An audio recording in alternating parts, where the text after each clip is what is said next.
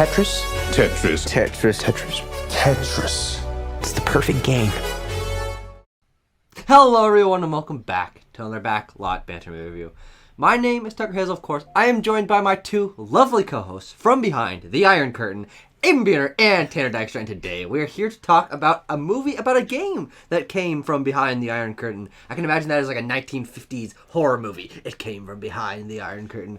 Tetris, of course, there's now a movie about it, starring Taron Egerton, directed by John S. Baird, I believe, and we are here to give you our thoughts. But if you're a fan of Tetris, you should join our Discord server, because actually we mostly talk about video games in there. But if you're also a fan of movies and you saw Tetris, you can join our Discord. That link, top description name while you're down there.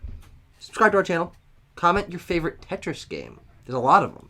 I want to know. There's only one right answer, though. That's I won't true. say what it is, but there is Tetris. only one. That's not it. Tetris 2? Tetris? That's a real game, This is actually. Tris? Tetris. Word Tris? I know. All right. Calm down. Enough Tetris references. I'll also Okay. link the Let's talk about Donkey Tetris. Tetris video in the description. You should go watch that. That needs traction, Yeah, no. so yeah, I'm glad that you're linking that. But Tanner, as yeah? the person that I sat with watching this movie, I want to know your thoughts. Oh, okay. I thought you were going to say probably. I thought you were going to introduce me as the person who knows the least about Tetris and the making of. Probably true. Because that's probably also true. I really like Tetris. I think it's a solid, good movie. It was a surprisingly compelling thriller, I thought, with some interesting, gimmicky filmmaking quirks throughout. I think Taron Egerton is quite good. I think it may be a little overcomplicated, maybe a little overlong for its own good, but overall, good movie. Abram, what are your thoughts? Yeah, I mean, I think it's good. I that's about where I come down the Tetris movie. It's good.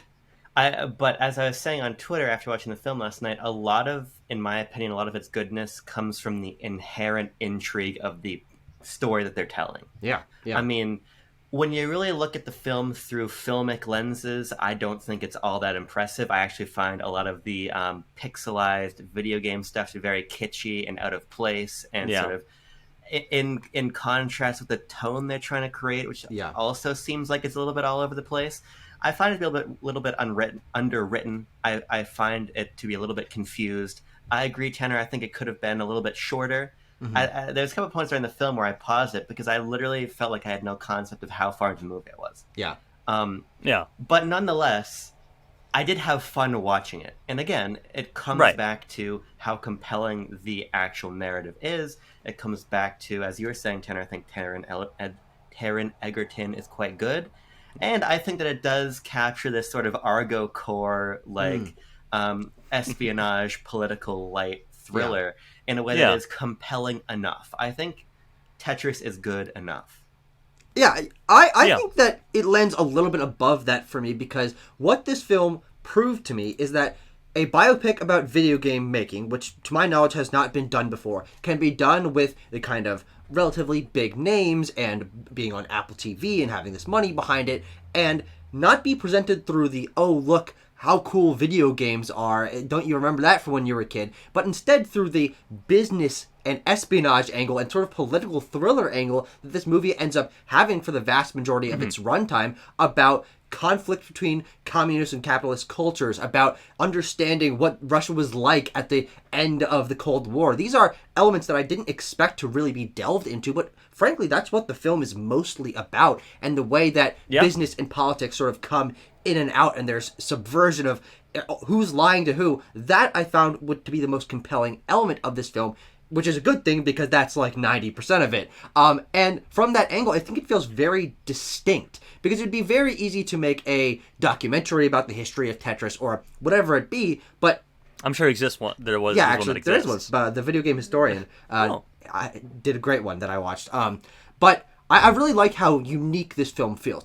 Not because it's a particularly unique film in terms of being a sort of political thriller, or a business thriller. Those have been done before, but combining that with something that I'm familiar with and everyone's familiar with, which is the story of Tetris as a thing, as a popular icon, but the creation behind it, which is only a story that the hardest of hardcore nerds know, making it something that's digestible to vast audiences, I think will make this film stand the test of time. And everyone's interested in Tetris, and learning that it has a really complicated, interesting, politically charged story behind it is just fascinating. And I was really engaged throughout, so hearty thumbs up for me. Yeah. I don't know where to start. I want to talk about the thriller elements of this because, Tuck, you're absolutely right. I don't know if I had like expectations going into this movie necessarily, but I was genuinely surprised that 90% of the film is like a Cold War football passing between like the Nintendo and what's it? Yes. Mirrorsoft, not Microsoft. Mirrorsoft and the Soviet Union, and we're going back and forth. We're flying between Tokyo and England and Moscow. I was like, I thought the film would be largely what it is in like the first 10-ish minutes, where it's like Taron Egerton, he's in like Las Vegas or whatever. He's like, "Hey, what's this new hot game? I'm trying to get $1 million for this game. Yeah. You gotta give me, I'm trying to buy this thing." But no, we're doing like KGB secret back offices and snapping pictures from across the street and stuff like that. And that's the part of it that I really found to be engaging and surprising. But to sort of be the opposite of what something that Abram said, I found it to be overwritten in some regards. I think, as opposed to underwritten, because I think, and I don't know this story behind Tetris. Maybe it is this complicated. I'm sure it actually is. But like for some of this here, for probably about a good chunk of like the second act, maybe I was like, I'm just kind of like along for the ride. I'm not like keeping track of who's has what deal and who signed what and who's backstabbing who. There's a lot of complicated stuff going on there. And for me to be like 100% understanding what's going on, I would have liked that to be simplified a little bit. But it does underscore this idea of like, no one really knows what's going on. Who owns Tetris? Who owns what aspects to distribute Tetris? It's all up in the air. Yeah. Yeah, it sort of captures this malaise of confusion fairly well that all of the principal players in the actual narrative are experiencing. And to your point, Tanner, there are definitely instances in the narrative where I'm thinking to myself, Taron Egerton is telling me that Microsoft doesn't own the rights. I don't really know how. I couldn't write point by point what happens in the narrative on a legal level. Absolutely not. Which might be a failing of the narrative, but I think it's also just a symptom of the story we're telling being full of like three big entities having like complicated corporate relationships. Yeah. What it does a good job of, I think, is just sort of keeping you captivated in the moment of knowing that I don't really know where the rights lie, but I know they're not yet with Hank Rogers. With our hero, yes. Right? So I think they always have you close enough to the bullseye of understanding that it doesn't feel frustrating. But to my point about the underwritten nature of it, I think that again the film relies so heavily on the conceit of its narrative that doesn't spend any time trying to make you care about the characters beyond Alexei. I think Alexei is very compelling. Yeah. I don't think anybody else really is. Everybody else to me is just a sort of piece advancing us closer and closer to the end of the film and the eventual securing of the rights. I mean, I know who Howard Lincoln is, so there's a novelty to seeing Howard Lincoln. But like and Hiroshi Yamauchi and Minoru Arakawa and that's cool. And Michael Gorbachev. Yeah, of course. but when you really think about like Hank Rogers, they attempt to set up this dynamic with his family that doesn't really come through. It's this interesting thing wherein he's at the height of the Cold War. Well, it's not the height of the Cold War because the Cold War is about to end. But as we're in the tensions of the Cold War with his life at stake, he goes to the Soviet Union. But that's such a snap decision, and he gets like the shit beaten out of him. But we don't really see him get that panicked. He comes back home and he has like an emotional moment, but then that gets really easily resolved at the end of the film.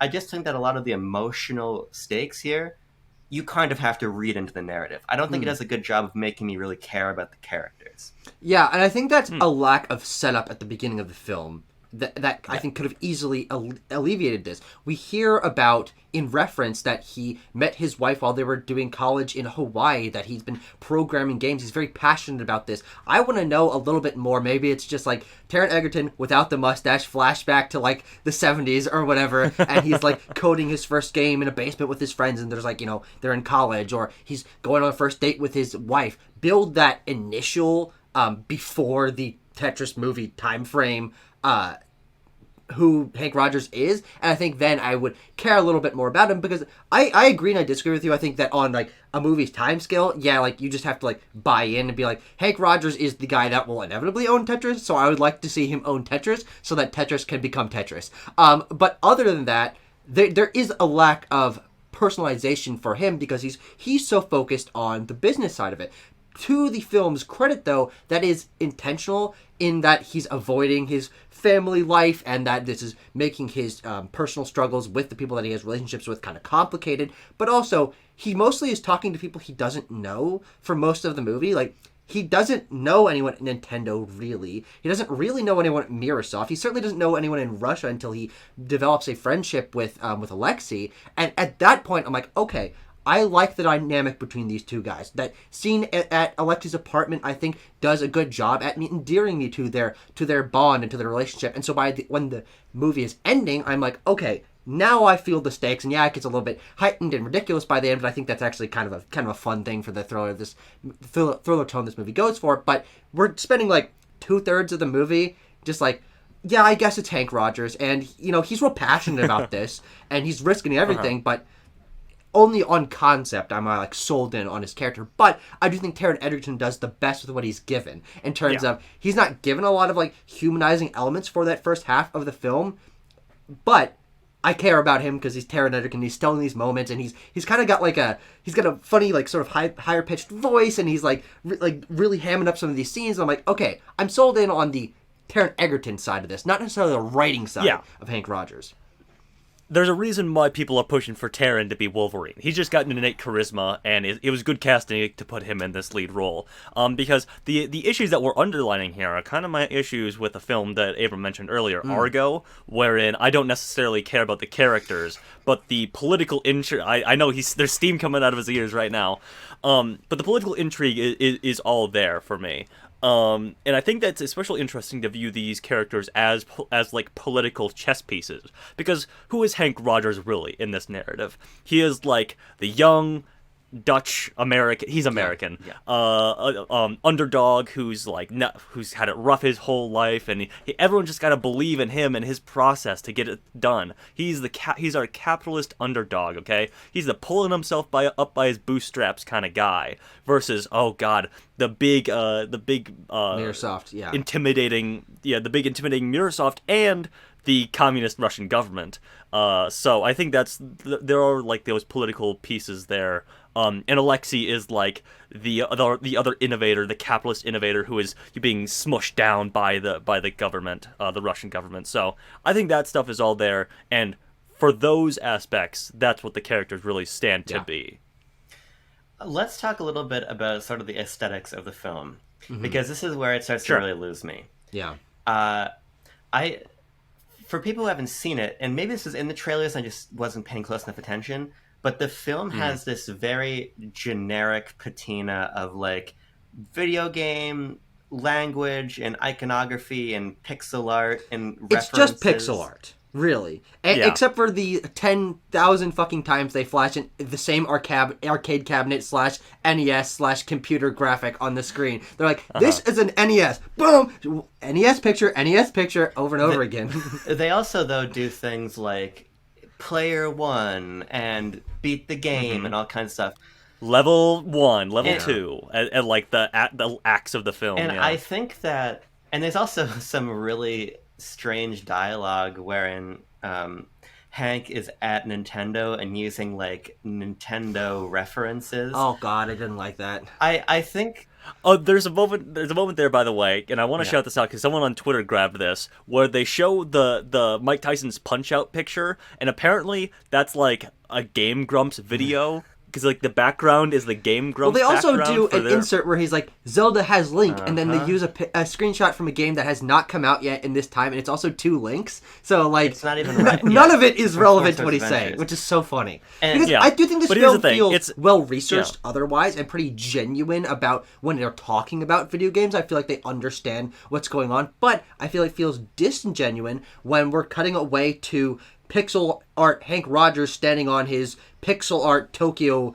balcony, and I'm like, this is completely opposite of where the tone of the film I think really sells itself, is in these large shots of a dark room with light streaming down and this sort of beige and brown and gray color palette that I think does the film a great service of feeling realistic and fitting into the 80s aesthetic, which I think the production design is very good. But then we cut off to a Game Boy Color airplane flying from Japan to Moscow 40 times during the movie, and I'm like, and especially the player 1 and he beat the game and level 2. I'm like, these are corny. These feel like someone's trying to make video game references in 2009, not 2023.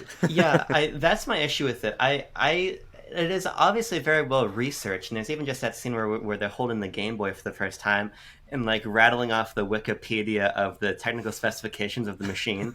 So I'm like, somebody made an effort here, but I do think that it does feel pandering. I think that the aesthetics of this film are really pandering. They're not even close to being accurate to what's referenced.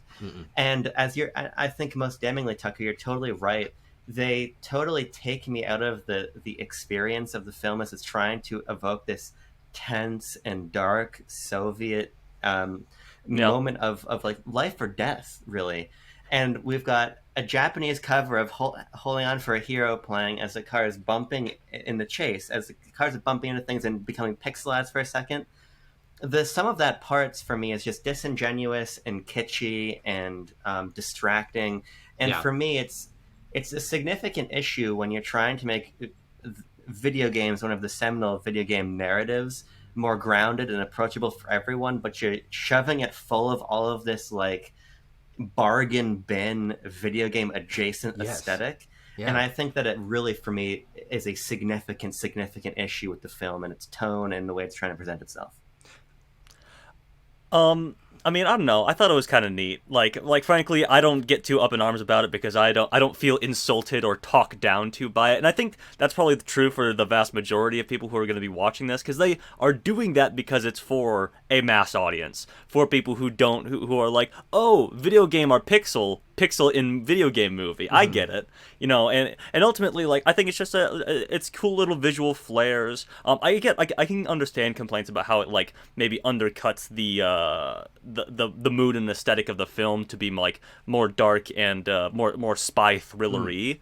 But ultimately, like, I do think that, like, especially in that car chase sequence, it's nice little touches that I'm like, oh, that's a neat little visual flair. And I do appreciate that, just to elevate this car chase in my mind a little bit. Yeah. Well, the thing I would say about it feeling a little bit disconnected is I think what Abrams so aptly put as bargain bin video game aesthetic is where the disconnect is for me. If it had been Tetris blocks, maybe made of that ASCII code, like parentheses blocks, if it was more based around that sort of aesthetic, or like directly Tetris aesthetic, rather than just pixel art, and not even like 8-bit pixel art, like sort of like semi 32-bit pixel art, like the aesthetic that the movie is going for in its tone and its era of the 80s is not reflected in the video game stuff that they go for. They're doing like semi 3D, turning the buildings into pixel art, and like usually it's the exact same building, so it looks like kind of the same as the last time they did it. I think that if they had sold it as, this is the Tetris movie and we're using Tetris aesthetics, like if it's sort of green and gray blocks making up the characters' names as we're introducing them or something, that I think would feel a little more serious and reflective of the actual content of the film. But just having bleeps and bloops and pixel art guy that looks like he could be from an indie game from 2012, that doesn't reflect Tetris as the video game icon, especially as it was in the 80s. It reflects people think that video games are like this. Yeah, it's sort of, and it's not an exact analogous comparison, but it's like if you're watching The Fabelmans, and The Fabelmans cut between sequences by having like the Jurassic Park dinosaurs run across the screen, or something else of the CGI era, like represent in general what it means to make a movie. You know what I mean? This was sort of an opportunity for video games to be given a film that takes them a little bit more seriously, considering the narrative is quite serious in its stakes. And I just think that it's disingenuous, is what it comes down to, especially when they do use various video game elements very well. I love how they remix and interpolate Tetris music into the really good. Into the Yeah. scores and various motifs of the scenes. I think that's There's also excellent. the moment where Taron Egerton is explaining what it's like to have Tetris blocks like falling in your mind with the Tetris effect, and there's Tetris blocks like sort of falling behind him, but they're not like beep boop beep boop beep, and there's not like bleeps and bloops going on behind him. It's like integrated into this like emotional thing that he's describing, and if that had been more integrated into the world Tetris elements, I think it would have felt a little more cohesive within the world. As it stands, except for the part where the cars are turning into pixels for no reason, obviously literally no reason, it is okay, serious scene of KGB, and then Right. zoom. Here's video game pixel guy number 376 standing on his video game pixel apartment balcony. Okay, whatever. I realize I'm punching a bit above my weight here because I couldn't tell you what bit rate they're trying to recreate with this stuff course. right here. And ultimately, like, no one else, 99.9% of this audience can't either. So, like, I'm representing the common man Sure. here and saying, like, oh, neat. No. Neat stuff, No, and I think. agree with you, Tanner. I mean, it was clear, and I don't want to say that like the creative team was being lazy, but I think it's clear that they knew, look, it doesn't matter. And let's just get an artist. And it looks good. Like, it looks good. Fine. That's the thing. I just think that in a film that is trying to pay such a close attention to detail in other respects and try to evoke a more serious narrative, it feels very goofy to inject all this other stuff. Well, here's my thing about that, though. And here's the other thing. So we're talking about, like, this car chase at the end and stuff like that. I don't know about anything about the creation of Tetris or the story that this film is recreating, but I feel confident in saying that it probably didn't end in like a high-speed car chase through the streets of Moscow to the airport. And at that point, like, how serious are we really taking this, and how are, as opposed to how are we turning it into a fun action thriller for our audience? I agree with you, Tanner, and I'll be more precise in my criticism. I also think the car chase is stupid. That's another component of it for me, because I just think that the video game stuff adds this like confusion on top of a script that is already trying to bounce between too many things.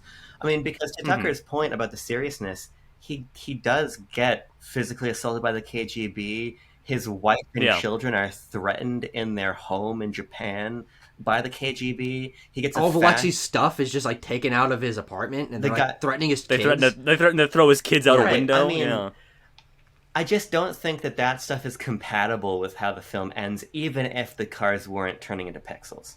Yeah. Sure. Yeah, and I think that is the most Hollywoody element of this film, which I think on the whole it seems like they kind of were able to avoid with the more slower paced scripting and the more serious political tone that I think, as we've said, is the strongest suit of this movie.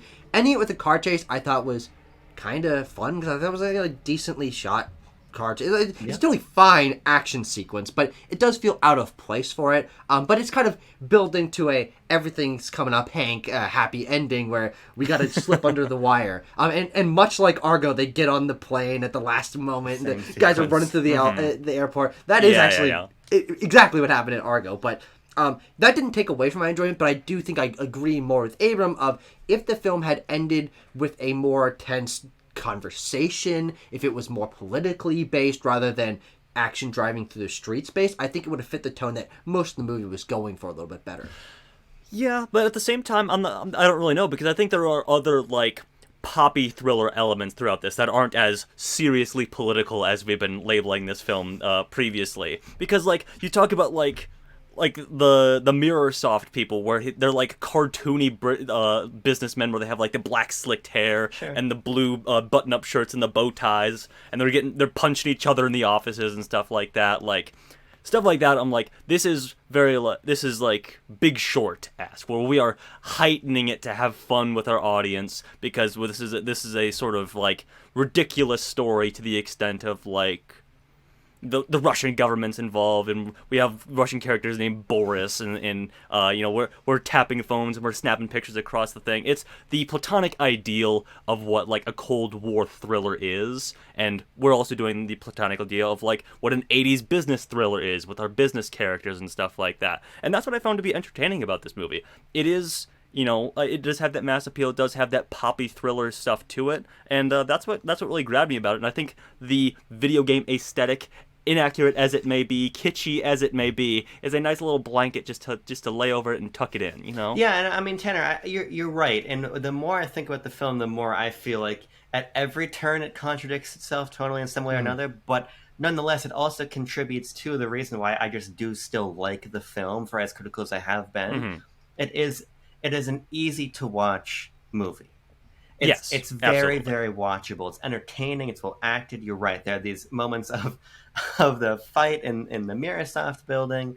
There's just endearing. The running joke with Kevin Maxwell. He's like, "You call me Mr. Right. Maxwell, Yeah. God damn it!" And there's just endearing moments of like Hank going into the Nintendo building and pretending to have a meeting and sneaking up to talk to the big wigs to get his game published and everything. I mean, there are fun moments, and I think that fun as a general like milquetoast idea is what makes Tetris work. And I mean that as a criticism, but also to its favor. It manages to be an accessible blockbuster. Yeah. And my preferred version of Tetris is less accessible. It takes itself more seriously. It's more accurate. It's more thoughtful. But you can't really contest that. Even though I think you could probably trim the movie down a little bit, I think pushing 2 hours is, I think, closer to 145 or 90 would have been better for this. It's easy to watch, and it's the sort of thing I can recommend to basically anybody. And that's clearly what they were trying to do, and they do hit that mark. Yes. Well, 100%, and I think that's They do hit that the mark. success of this film, and I think hopefully this inspires more stories of this ilk with video games as a business, as an industry, as an art form with a history. Films like this can now be made because Tetris took that L block and threw it to the window, you know what I'm saying?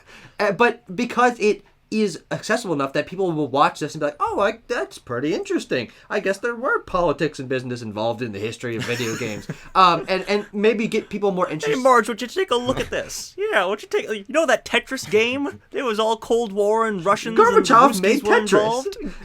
Gorbachev made Tetris. But I think that is Yeah. what this film was going for, and it does nail that style. And it also is well produced enough to where I don't feel like this is a cheap throw it straight to streaming, which they did, but it doesn't feel like a streaming movie. I think that some of these sets and the lighting and the production design, I think, were good enough to where I'm like, this feels like a genuine production. And at the end of the day, I had fun with it. It got its job done, and I think it was better than I expected it to be. So from all of those angles, this gets a hearty thumbs up for me and a 7.3 out of 10.